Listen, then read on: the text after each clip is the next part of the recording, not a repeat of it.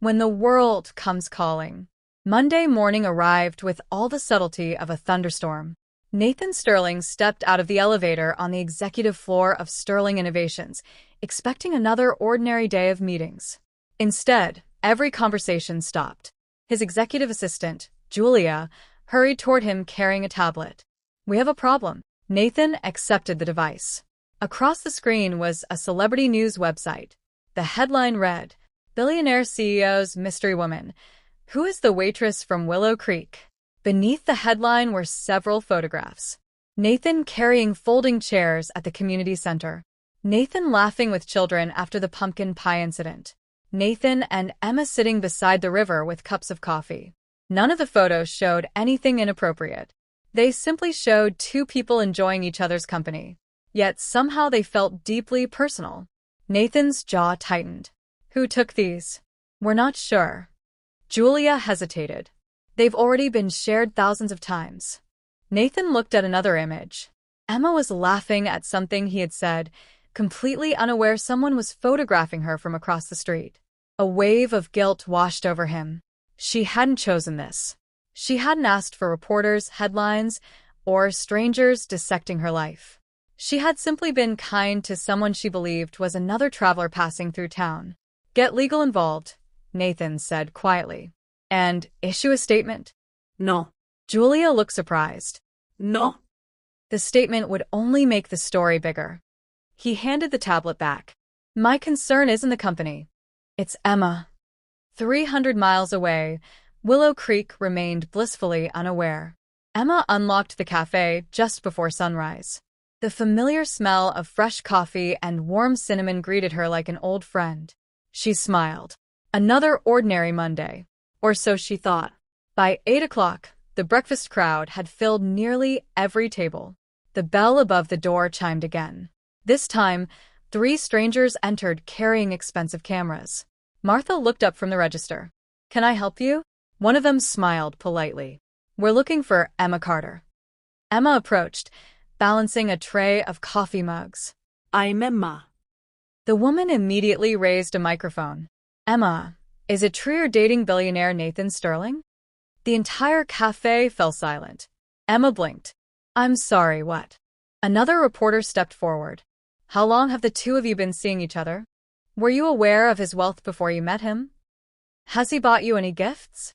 Do you plan to move to New York?" Questions came so quickly they blurred together. Emma stood frozen.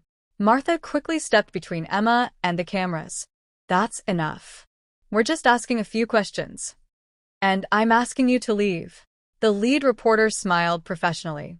"Our readers are interested. My customers aren't." When they didn't move, Martha folded her arms.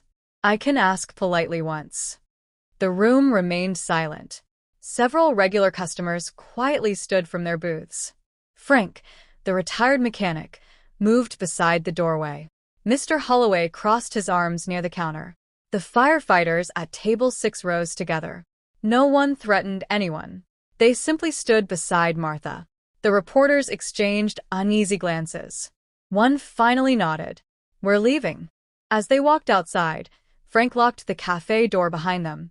The customers slowly returned to their breakfasts. Martha turned toward Emma. "You okay?" Emma nodded automatically. I think so." But she wasn't. During her lunch break, Emma sat alone behind the cafe. She stared at the river without really seeing it. Her phone buzzed repeatedly. Messages from people she barely knew. Friend requests from strangers. Questions. Rumors. Speculation. She turned the phone off. A few moments later, footsteps approached. It was Ruth Evans from the community center. Without saying a word, Ruth sat beside her on the wooden bench. For several minutes, neither woman spoke. Finally, Ruth asked, "Scared?" Emma nodded. "A little." "Angry?" "A little." "Confused?" Emma laughed weakly. "A lot." Ruth smiled gently. "Then you're handling this like any normal person would." Emma looked toward the river. "I didn't ask for any of this." "I know. I barely know Nathan. Do you trust him?" Emma didn't answer immediately. She remembered him carrying canned vegetables into the food pantry, laughing with children. listening when people spoke, helping clean up after the harvest festival without anyone asking. Finally, she nodded. I think I do. Ruth smiled. Then don't let strangers tell you who he is. That evening, Nathan arrived in Willow Creek without calling first. He parked a block away and walked the rest of the distance. He found Emma sitting on the same bench, overlooking the river. She heard his footsteps and turned. For a moment, neither of them spoke. I'm sorry, Nathan said quietly. Emma studied his face.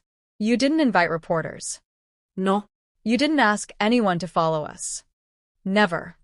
He looked genuinely distressed. They've turned your life upside down. Emma sighed. I knew you were successful. I should have told you exactly who I was. You tried. I didn't try hard enough. Silence settled between them. Finally, Emma looked at him. I have one question. Anything. When we were sitting on this bench last Friday, she searched his eyes. Were you Nathan Sterling, the billionaire?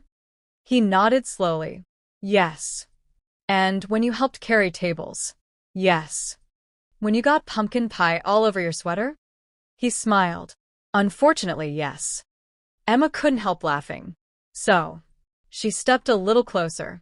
Which one is the real Nathan? He answered without hesitation. The man sitting on this bench. Emma looked into his eyes for a long moment. Then she smiled. I was hoping you'd say that.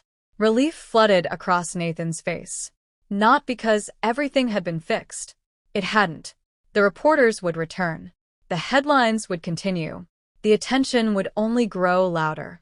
But the one person whose opinion mattered most had chosen to listen to him instead of the noise around them. As the sun disappeared behind the trees, they sat together in comfortable silence. Neither noticed the black luxury sedan parked across the street. Inside, a sharply dressed man watched them through tinted windows. He lowered his phone after finishing a call. So she's the reason, he said with a cold smile. He looked at another photograph of Nathan. This changes everything. The sedan quietly pulled away. Neither Nathan nor Emma realized that the first reporters had only been the beginning. Someone far more dangerous had just taken an interest in Willow Creek. Shadows of the past. The headlines faded, but the uneasiness did not. For nearly a week, Willow Creek returned to something resembling normal. The television vans disappeared. The reporters moved on to newer stories. The cafe filled once again with the familiar rhythm of clinking coffee mugs, friendly conversation, and Martha's cheerful reminders that no one left hungry. Emma tried to settle back into her routine. Yet every time the bell above the cafe door rang, she found herself glancing up just a little too quickly, expecting another camera, another stranger, another reminder that her quiet life had changed. Nathan noticed. You still look over your shoulder, he said one Friday afternoon as they walked along the river. Emma smiled faintly. I'm getting better. You don't have to pretend with me. She stopped beside the old wooden bridge. I've lived here my whole life. She looked across the calm water. Everyone knew everyone. If someone waved, you waved back. If someone's car broke down, 5 people stopped to help. She sighed. Now I wonder if every unfamiliar face knows my name because of the internet. Nathan's expression filled with regret. I'm sorry. Emma turned toward him. You've apologized enough. It still feels like this is my fault. It isn't. It started because of me. It started because someone decided our privacy was worth less than a headline. Nathan looked at her quietly. You always seem to know exactly what to say. Emma smiled. My mother says anger rarely fixes anything. And what does? Choosing what deserves your attention. Back in Manhattan, the board meeting starts in 10 minutes. Victor slipped the photograph into a folder. Let's not keep them waiting. The following Friday, Nathan returned to Willow Creek carrying a small paper bag. Emma looked at it curiously. What's that? A peace offering. I wasn't aware we were fighting. We're not. Then why do I need a peace offering? He handed her the bag. Inside was a tiny ceramic coffee mug painted by hand. Its uneven lettering read, "Kindness is always worth serving." Emma laughed. This is adorable. It was made by a local artist. You bought it here? Nathan nodded. I wanted something from Willow Creek. She looked at him with amused surprise. You could have bought any coffee mug in the world. I didn't want any coffee mug. He smiled. I wanted this one. Emma traced the painted letters with her thumb. It's perfect. I thought you'd like it. Ido. She looked up. Thank you. That evening they visited the weekly farmer's market. Children chased one another between stalls decorated with pumpkins and sunflowers. A local musician played an old acoustic guitar beneath the gazebo. Emma stopped at nearly every booth. She greeted vendors by name, asked about their families, Sampled homemade jam. bought fresh bread from an elderly baker. Nathan followed behind, carrying more bags than he cared to admit. You know, he said with a grin, I'm beginning to suspect you invited me for free labor. Emma pretended to think. It certainly is a nice bonus. Before Nathan could answer, a small voice interrupted them. Miss Emma, a little boy came running toward them. It was Liam, one of the children from the community center. He held a jar filled with coins. I did it. Emma knelt beside him. You reached your goal? He nodded excitedly. I'm buying my grandma a birthday present. Nathan smiled. Congratulations. Liam looked at Nathan. My grandma says you're the pie guy. Emma burst into laughter. Nathan covered his face. I was hoping that story wouldn't spread. It spread, Emma said between laughs. Very quickly. Liam grinned proudly. I like pie. So do I, Nathan admitted. The little boy hurried back to his mother. Nathan shook his head. I've negotiated billion-dollar contracts. Emma smiled. And now your greatest accomplishment is becoming the pie guy. I'm not sure how I feel about that. I think it suits you. For the first time in years, Nathan realized he didn't mind being known for something that had nothing to do with business. As dusk settled over Willow Creek, Nathan and Emma returned to the river. The water reflected the orange glow of the setting sun. Nathan grew unusually quiet. Emma noticed immediately. What are you thinking? He skipped a small stone across the water. I'm afraid. She looked at him with surprise. Of what? That eventually my world will catch up with this one. She waited. I don't want board meetings, investors, and headlines to become part of your life. Emma looked out across the river. My life changed the day you walked into the cafe. I'm sorry. She smiled softly. Stop apologizing. He looked at her. I don't know how to protect this. Emma reached over and gently took his hand. It was the first time either of them had crossed that invisible line. You don't protect something by hiding it, she said quietly. You protect it by being honest. Nathan intertwined his fingers with hers. I can do that. I know. For several peaceful minutes, neither spoke. The silence was comfortable, hopeful. Neither of them noticed the black SUV parked on the hill, overlooking the river. Inside, Victor Langford lowered a pair of binoculars. So, he whispered, it is serious. He picked up his phone. Move forward with the acquisition. A voice answered from the speaker. Even if Nathan refuses? Victor smiled coldly. He won't have a choice. As the call ended, the SUV disappeared into the evening. Miles away, Nathan and Emma continued talking beneath the fading light, unaware that the greatest challenge they had yet faced would have nothing to do with fame. It would come from someone Nathan had trusted for years. Monday morning brought gray skies to Manhattan. Nathan stood alone in the executive conference room, studying the city through the floor-to-ceiling windows. Normally, the view filled him with determination. Today, it felt distant. The memory of Willow Creek lingered in his mind, the laughter at the farmer's market, the children racing through the park, Emma's hand in his beside the river. A soft knock interrupted his thoughts. Come in. Julia entered carrying a folder marked confidential. The board moved today's agenda to the top of the schedule. Nathan accepted the folder. What changed? Julia hesitated. Victor requested an emergency vote. Nathan's brow furrowed. On what? He says it's a strategic acquisition. Nathan opened the folder. The proposal called for purchasing a struggling software company for nearly $2 billion. He skimmed the financial statements. The numbers didn't make sense. Projected revenue had been inflated. Debt had been understated. Several pages were missing supporting documentation. He looked up. Who approved this? Victor. Who reviewed it? Julia lowered her eyes. No one. Nathan closed the folder. Schedule Victor in my office before the meeting. Victor Langford entered 10 minutes later, wearing his usual confident smile. You wanted to see me? Nathan placed the acquisition proposal on the desk. Explain this. Victor barely glanced at the paperwork. It's an opportunity. It's overpriced. It gives us market share. It gives us debt. Victor folded his hands. Every major acquisition involves risk. Nathan looked directly into his eyes. This one involves deception. For the first time, Victor's smile disappeared. I don't appreciate that accusation. I'm not accusing. Nathan slid another document across the desk. I'm showing you. Highlighted in yellow were altered financial projections. Victor stared at the page, then recovered quickly. Those figures came from consultants. They came from your office. Silence settled between them. Finally, Victor spoke. You've changed. Nathan remained calm. In what way? You hesitate. I think. You never used to. I used to believe bigger was always better. Victor leaned forward. And now? Now I believe better is better. Victor laughed once. A waitress in a small town is rewriting your business philosophy. Nathan's expression hardened. This conversation is over. Victor stood. No. He buttoned his jacket. It's only beginning.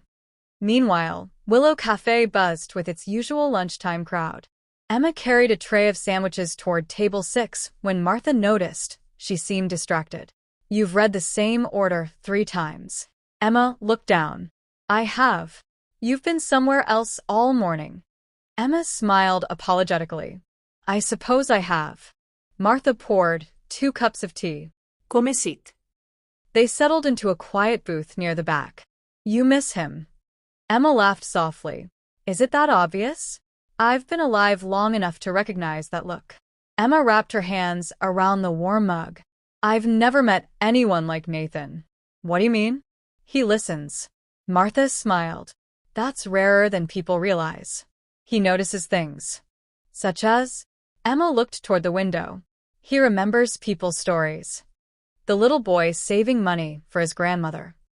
Mr. Holloway's vegetable garden. The names of children he met once. She smiled. He pays attention. Martha nodded. The world could use more people like that. Emma grew quiet. But his world, she hesitated, is so different from mine. Martha reached across the table. My husband and I had almost nothing when we married. Emma looked up. We argued over bills. We worried about groceries. We celebrated when we could finally afford a second-hand washing machine. She laughed at the memory. 42 years later. Her eyes softened. None of the money mattered. What mattered? That we faced everything together. Emma sat silently. I don't know where this is going. You don't have to. Martha squeezed her hand. You only have to decide whether the man is worth the journey. That evening, Nathan arrived in Willow Creek earlier than usual. Emma was closing the cafe when she heard the familiar engine outside. She stepped onto the sidewalk. I wasn't expecting you until tomorrow. I finished early. She smiled knowingly. Or maybe you left early. Nathan laughed. You know me too well. I know enough. They began walking toward the river. Nathan seemed unusually quiet. Emma noticed immediately. Tough week. You could say that. You want to talk about it? He nodded. My company may be facing its biggest challenge in years. She waited. He appreciated that about her. She never rushed him. My second-in-command pushed through a deal I don't trust. Can you stop it? I think so. You don't sound certain. Nathan sighed. If I stop it, I risk dividing the board. And if you don't, I compromise everything we've built. Emma stopped walking. Nathan. He looked at her. You once told me something. I did. You said success isn't worth much if it costs you the person you want to become. He smiled. I don't remember saying that. Idag. She stepped closer. So, ask yourself one question. What's that? When you look in the mirror 5 years from now. She searched his eyes. Which decision lets you sleep at night? Nathan didn't answer immediately. He didn't have to. He already knew. The next morning, the emergency board meeting began at 9 sharp. Every director took a seat around the long walnut table. Victor confidently presented the acquisition. When he finished, he smiled. I recommend immediate approval. Several board members nodded.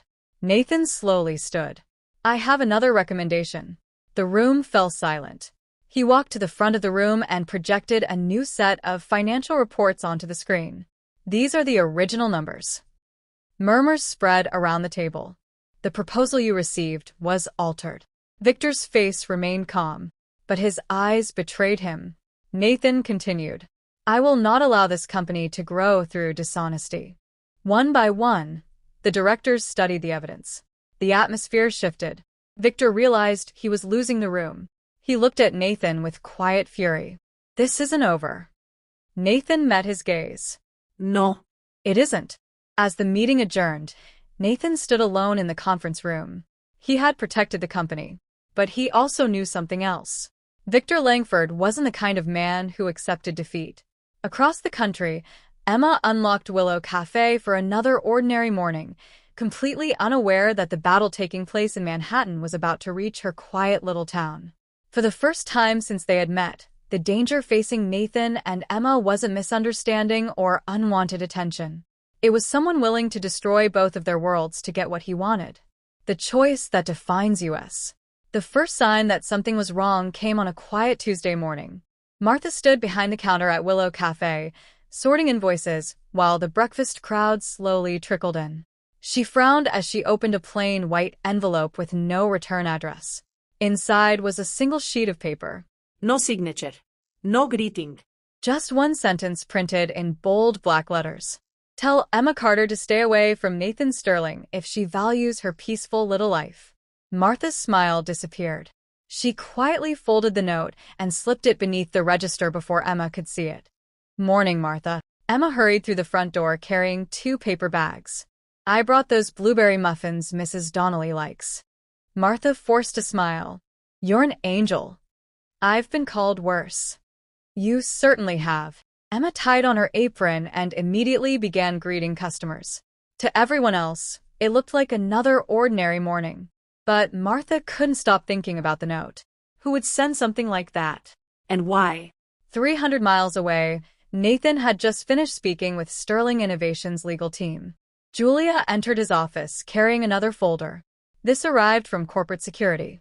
Nathan opened it. His expression hardened. Several employees had reported anonymous phone calls asking unusual questions.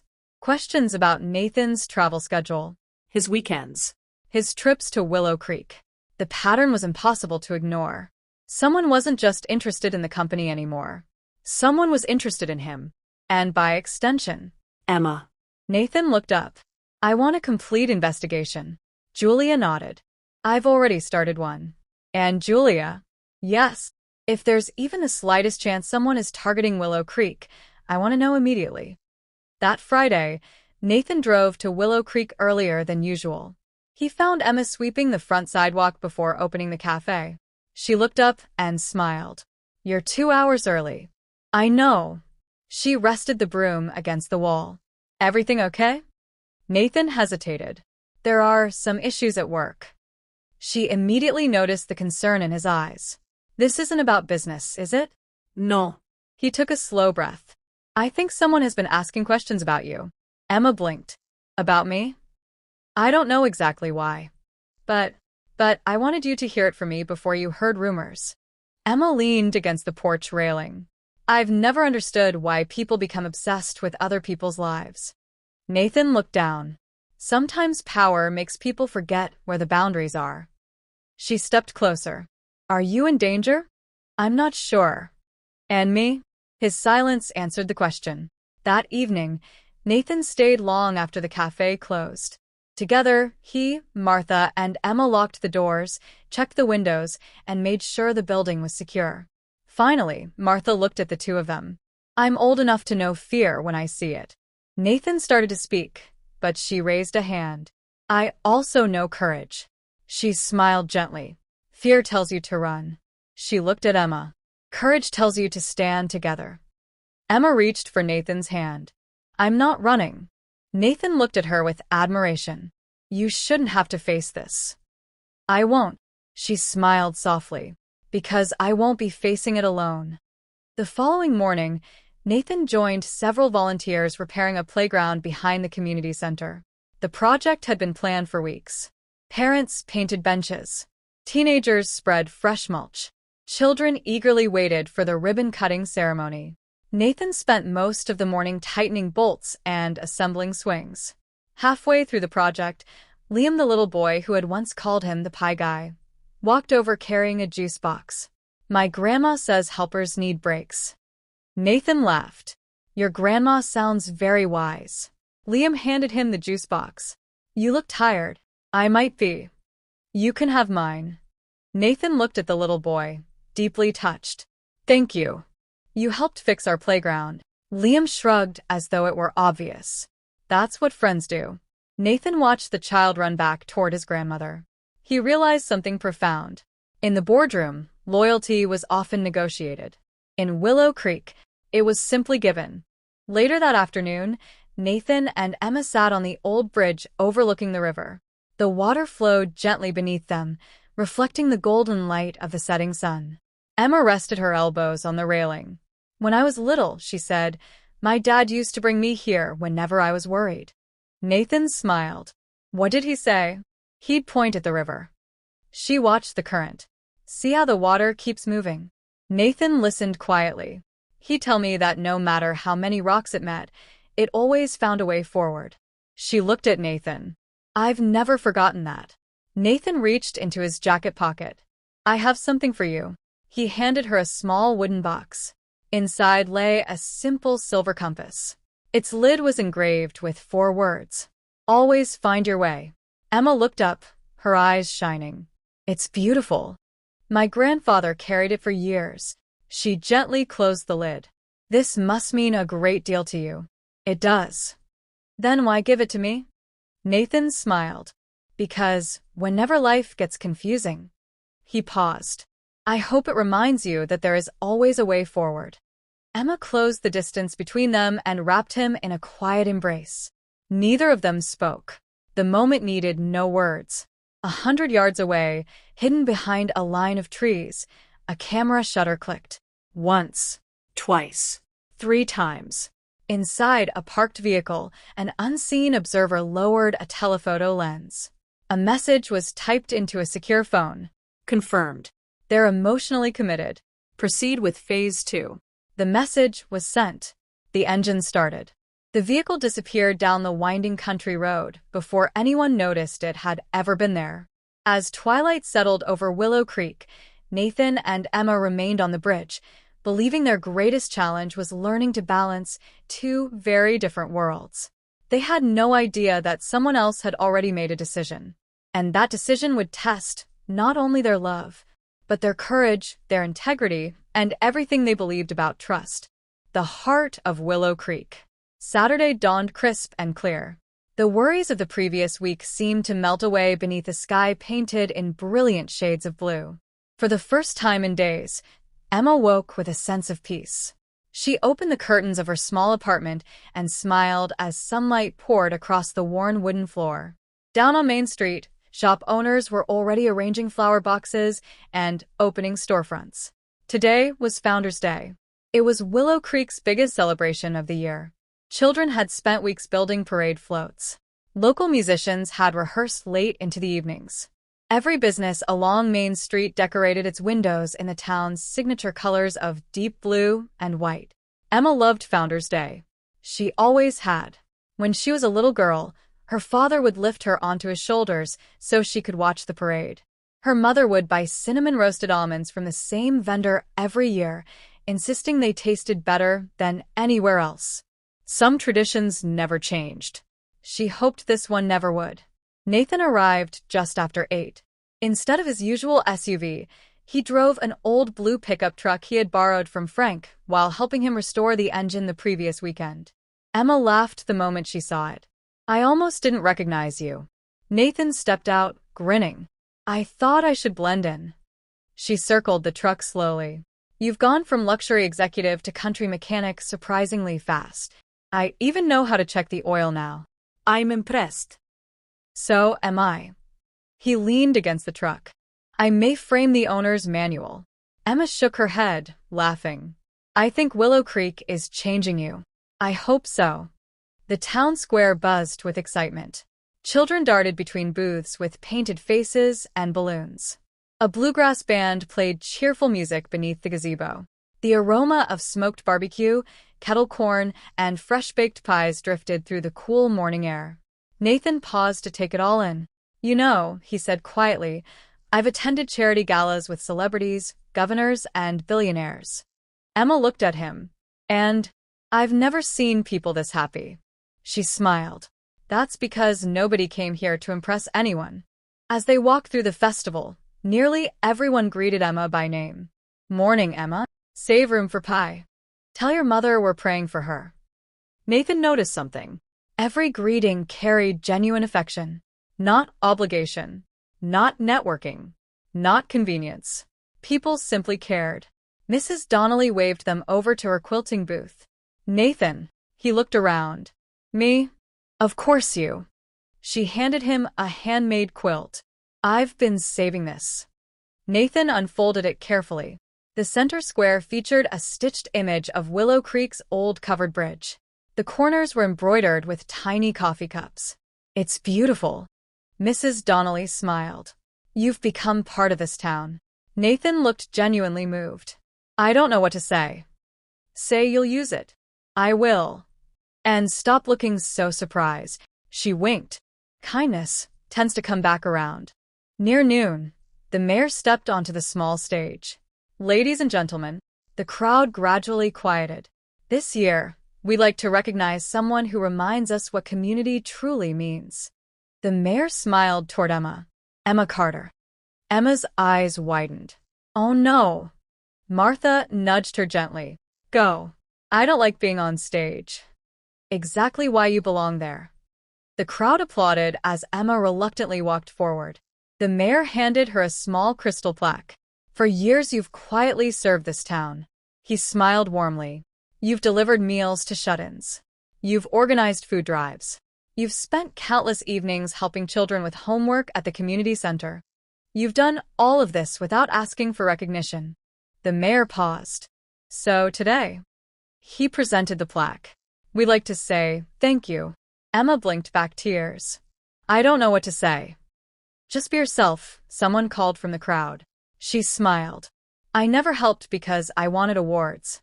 Her voice trembled slightly. I helped because people helped my family when we needed it most. She looked across the gathering. Kindness isn't something we own. It's something we pass along. The square erupted into applause. Nathan stood quietly near the back. He had watched executives receive standing ovations worth millions. None had touched him like this. Because this wasn't applause for success. It was gratitude for character. After the ceremony, Nathan and Emma slipped away to the river to escape the growing crowd. They sat beneath the old willow tree where they had shared so many conversations. Nathan broke the silence. I've been thinking. Emma smiled. That sounds dangerous. It usually is. He laughed. I've spent years building a company. You've done a remarkable job. But I don't think it's my greatest accomplishment anymore. She looked at him curiously. What is? Nathan reached into his pocket. Not a ring. Not a contract. Just a folded sheet of paper. Emma unfolded it slowly. Across the top were the words, Willow Creek Community Scholarship Initiative. She looked up. You started a scholarship? Nathan nodded. In your father's name. Emma stared at him. For students who want to return to small towns and serve their communities. Tears filled her eyes. You remembered what I told you. I remember everything that's important. She threw her arms around him without another word. For a long moment, neither spoke. The breeze stirred the willow branches overhead. The river flowed gently beside them. Some gifts couldn't be measured by their price, only by the love behind them.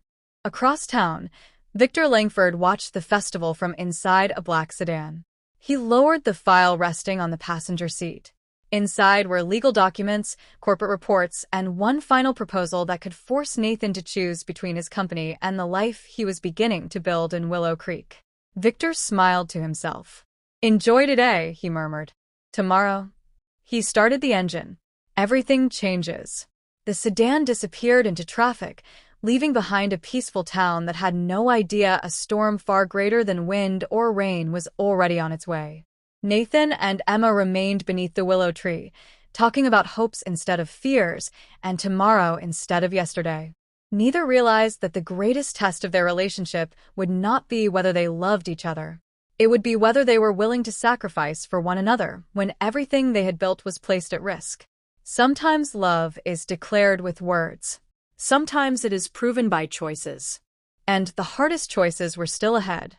The ultimatum. Monday arrived with an uneasy silence. Nathan barely noticed the Manhattan skyline as his car pulled into the underground parking garage beneath Sterling Innovations.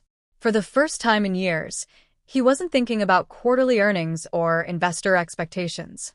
He was thinking about Willow Creek, about Emma's smile beneath the willow tree, about the scholarship in her father's name, about the life he had begun to imagine beyond boardrooms and balance sheets. The elevator doors opened onto the executive floor. Julia was already waiting. Her expression told him everything. "It's Victor," she said quietly. Nathan stopped walking. "What happened?" "He called an emergency meeting with the board." "He doesn't have that authority. He claims he has evidence that you've allowed personal interests to interfere with your responsibilities as CEO." Nathan's jaw tightened. And the board believed him? They agreed to hear him. Nathan took a slow breath. "Then let's hear what he has to say." The boardroom was unusually quiet. 12 directors sat around the polished walnut table, each with a thick folder in front of them. Victor stood at the far end of the room. Confident. Composed. Prepared. "Good morning," he said as Nathan entered. Nathan took his seat without replying. Victor pressed a button on the remote in his hand. A presentation appeared on the large screen. Photographs, newspaper articles, financial reports, travel records. Every trip Nathan had made to Willow Creek over the past several months. Victor spoke with practiced confidence. "Our CEO has spent increasing amounts of company time pursuing a personal relationship." Nathan remained silent. "He has delayed acquisitions. He has canceled meetings. He has redirected company resources toward projects with little financial return." Victor displayed another slide. The Willow Creek Community Scholarship Initiative. This program alone commits millions of dollars. One director adjusted his glasses. "Was this approved by the board?" Nathan answered calmly. "It was funded entirely through my personal foundation." Several heads turned toward Victor. He hadn't expected that answer. Nathan continued. "Not $1 of company money has been used." Victor quickly moved to the next slide. "The issue isn't simply money." He looked around the room. "It's judgment." Silence settled over the directors. Nathan slowly stood. "May I?" The chairman nodded. Nathan walked to the front of the room. "For 15 years, we've measured success almost entirely by growth." He looked around the table. "And we've built an extraordinary company." Several directors nodded. "But somewhere along the way," he paused, "I began believing growth and purpose were the same thing." He looked toward Victor. "They aren't." Another slide appeared. This one showed employer retention numbers. Volonté participation. Customer satisfaction. Long-term profitability. Our strongest financial quarter followed the very changes Mr. Langford criticizes. He met the eyes of each director. "We invested in people. We improved workplace flexibility. We reduced burnout. We focused on sustainable growth instead of endless expansion." He smiled slightly. "The numbers speak for themselves." The chairman studied the reports. "They certainly do." Victor's confident expression began to fade. That evening, Nathan drove to Willow Creek without telling Emma he was coming. He needed the quiet. He parked near the river and began walking. The autumn air carried the scent of pine and fallen leaves. He found Emma exactly where he expected, sitting on the old wooden bench overlooking the water. She looked up and smiled. "I had a feeling you'd come." Nathan sat beside her. How? "You always come here when you're carrying something heavy." He laughed softly. "I've become predictable. In the best way." For several moments, they watched the river flow. Finally, Nathan spoke. Victor wants the board to remove me. Emma turned toward him. Do you think he can? I don't know. She waited. He thinks you've changed me. Emma smiled gently. Have I? Nathan looked at her. Yes. She lowered her eyes.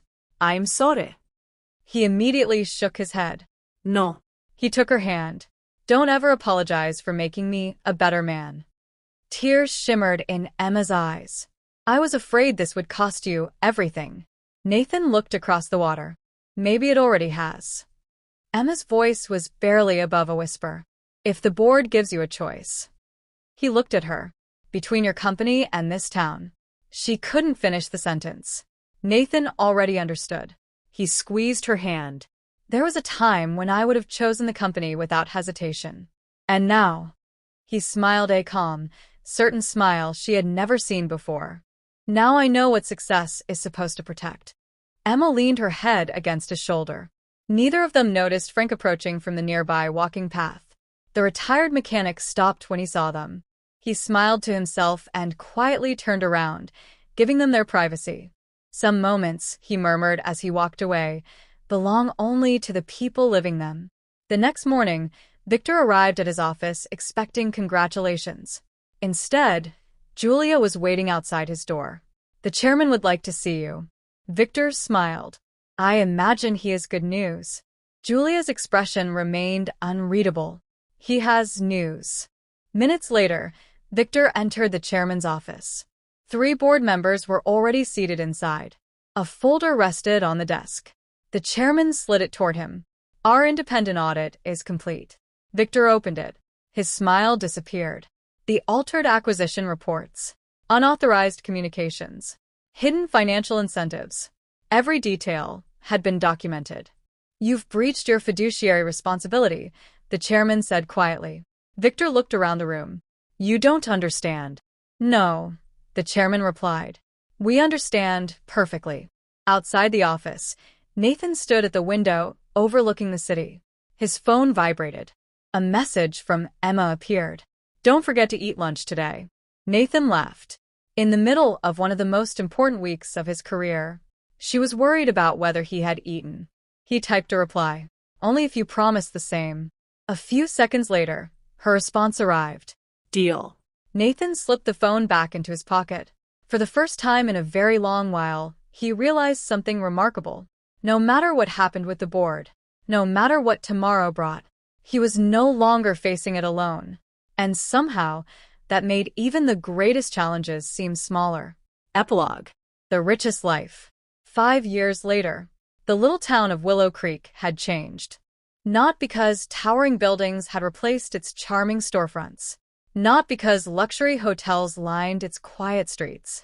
And certainly not because anyone had tried to turn it into something it was never meant to be. Willow Creek had remained Willow Creek. The flower boxes still bloomed beneath the cafe windows each spring. Children still rode bicycles down Main Street. The old covered bridge still stretched across the river, carrying neighbors who greeted one another by name.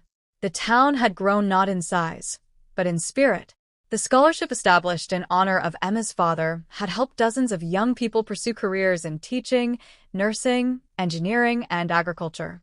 Many of them returned home after graduation, bringing new ideas while preserving the values that made Willow Creek special.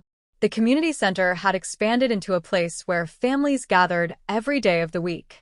The playground Nathan had helped build echoed with children's laughter from sunrise until sunset. The little cafe still served homemade pies. Martha still insisted no one left hungry. Some things were simply too precious to change. Nathan Sterling had changed as well. He was still the CEO of Sterling Innovations. The company continued to thrive, not because it chased every opportunity, but because it pursued the right ones. Employee turnover reached its lowest level in company history. Volunteer programs flourished. Profits grew steadily. Investors who had once questioned Nathan's new direction eventually admitted that compassion and good leadership were not opposites. They strengthened one another. Nathan still traveled for work. He still negotiated contracts and spoke at conferences. But no matter where he went, he always found his way back to Willow Creek. back to the place that had reminded him who he wanted to become. Emma Carter never stopped being herself. Even after marrying one of the most successful businessmen in the country, she continued working at Willow Cafe several mornings each week. Not because she needed the paycheck, because she loved the people. She remembered birthdays. She poured coffee for long-time regulars. She slipped extra slices of pie onto plates when someone looked like they needed encouragement more than dessert. When reporters occasionally visited, hoping to interview the billionaire's wife, they often left with stories about the waitress who still knew every customer's favorite breakfast. Emma never sought attention. She simply continued choosing kindness. One Saturday morning, Liam, the little boy who had once nicknamed Nathan the Pie Guy, walked through the cafe doors. Only he wasn't little anymore. He was 17, nearly as tall as Nathan. He carried an envelope with both hands. "I got in," he said, grinning from ear to ear. Emma hugged him before he could say another word. Nathan opened the acceptance letter. The first recipient of the Willow Creek Community Scholarship had been accepted to the state university to study civil engineering. "I want to come back," Liam said. Nathan smiled. "To Willow Creek?" Liam nodded. "I want to build bridges." Emma laughed softly. "Your grandmother would be proud." "So would mine," Nathan added. Liam looked around the cafe. "You know," he smiled at Nathan, "I still tell people about the pumpkin pie." Nathan groaned dramatically. "I was hoping we'd all agreed to forget that." "No chance," Martha called from the kitchen. The entire cafe erupted in laughter. That evening, after the cafe had closed, Nathan and Emma walked to their favorite bench beside the river. The willow tree had grown taller over the years, its graceful branches dancing in the warm summer breeze. The water flowed just as it always had. Steady, patient, faithful. Emma rested her head on Nathan's shoulder. "Do you ever miss your old life?" Nathan smiled. "I don't think I left it." She looked at him curiously. No. "I still run a company." "You do." "I still travel." "You certainly do." He turned toward her. "But now I know why I come home." Emma slipped her hand into his. "And why is that?" "Because home isn't a place." He kissed her forehead gently. "It's the person waiting there." Tears filled Emma's eyes. "You still know exactly what to say." Nathan laughed. "I learned from the best." For a while they simply watched the river. Neither felt the need to fill the silence. Some conversations happened without words. The following autumn, Sterling Innovations held its annual leadership conference. Executives from around the world gathered to hear Nathan's keynote address. A young entrepreneur stood during the question-and-answer session. "Mr. Sterling," he asked, "what has been the greatest investment of your career?" The audience expected him to mention a groundbreaking technology, a major acquisition, perhaps the company's most profitable product. Nathan smiled. He reached into his pocket and removed a small silver compass. Its engraved lid had become slightly worn over the years. He looked down at it for a moment before answering. "The greatest investment I ever made wasn't financial." The room grew quiet.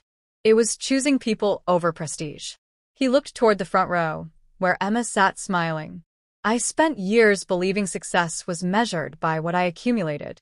He shook his head gently. "I was wrong. It's measured by what you give. It's measured by the lives you help build. And it's measured by the people who make you a better version of yourself." The audience rose in a standing ovation.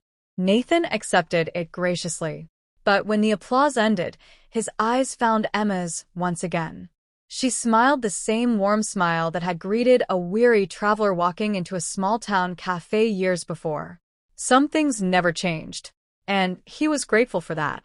Years later, visitors to Willow Creek sometimes asked how a billionaire had fallen in love with a waitress. The townspeople always smiled, because they knew the question itself missed the point. It had never been a story about wealth. It had never been about fame. It had never been about power or status. It was about a man who discovered that success means little without someone to share it with. It was about a woman who proved that the richest heart often belongs to the person with the least interest in riches. It was about a town that reminded two people and eventually countless others that kindness is never wasted. Money can build skyscrapers. It can buy luxury cars and private jets. It can open doors that seem impossible to unlock. But love opens the heart. And once the heart is open, everything else finds its proper place. In the end, Nathan Sterling was remembered not because he became one of the wealthiest men in America. He was remembered because he learned that true greatness is measured not by what we possess, but by the lives we touch. And Emma Carter was remembered because she never stopped believing that one simple act of kindness could change the course of a life. She was right. After all, it changed too. Thank you for listening to The Billionaire and the Waitress. If this story touched your heart, reminded you that kindness still matters, or left you believing in the power of true love, we'd love to have you join our growing community of story lovers. Please take a moment to like this video, subscribe to the channel, and turn on notifications so you never miss our next original audiobook or heartwarming romance. Tell us in the comments, what was your favorite moment in Nathan and Emma's journey? Your comments, likes, and shares help these stories reach more listeners who may need a little hope, encouragement, or inspiration today. Until next time, remember, money may open doors, success may build dreams, but love, kindness, honesty, and compassion are the treasures that truly enrich our lives. Thank you for spending your time with us. We wish you peace, happiness, and someone who always reminds you that you are loved. We'll see you in the next story. Good night and take care.